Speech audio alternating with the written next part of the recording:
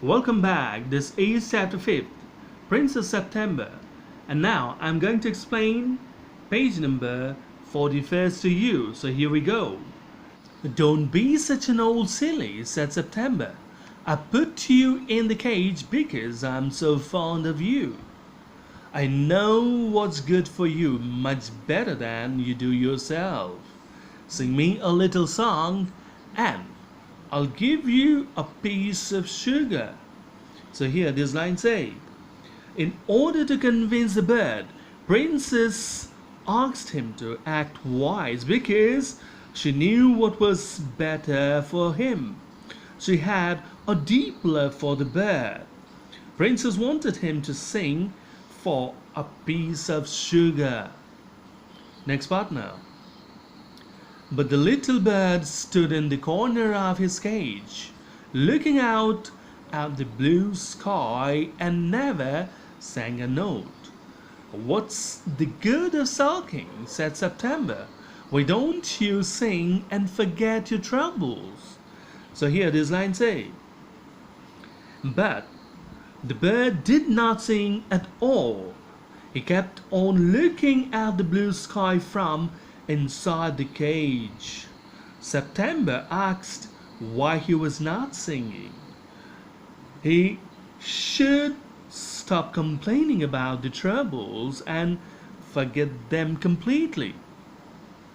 Next part now. How can I sing? Answered the bird. I want to see the trees and the lake and the green grass growing in the fields. I'll take you out every day, she said.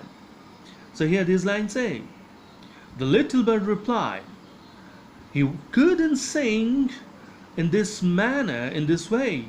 He wanted to see and fly between trees, over rice fields and lake. In response to this, she said she would take him for an outing every day. Next part now. It's not the same thing, said the little bird. The rice fields and the lake and the willow trees look quite different when you see them through the bars of a cage. So here this line say, the bird expressed his displeasure over it and said it was not the same thing to observe nature through the bars of a cage. Next part now. The bird wouldn't sing a song and he wouldn't eat a thing. The princess was a little anxious at this and asked her sisters what they thought about it. So here this line say, the bird neither sang a song nor took food. This made September a little worried and she discussed that matter with her sisters. You must be firm, they said. But if he won't eat, he'll die, she answered. So here this line say, sisters advised her to remain firm and not to yield to his demands. But she expressed her worry because if he didn't eat, he would die. Next part now. That would be ungrateful of him, they said. He must know that you're only thinking of his own good. If he's obstinate and dies, it'll serve him right and you'll be well rid of him.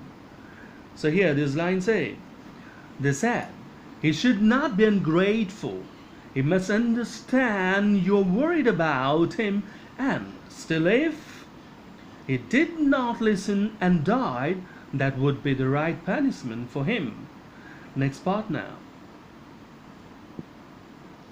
September didn't see how that was going to do her very much good, but they were 8 to 1 and all older than she, so she said nothing. So here this line say, September did not find any merit in their advice, but since They were big in number and also in age, so she did not say a thing. Next part now. Perhaps he'll have got used to his cage by tomorrow, she said. So this line say, September did her calculations and thought the bird would learn to adjust by the next day, that is next morning. Next part.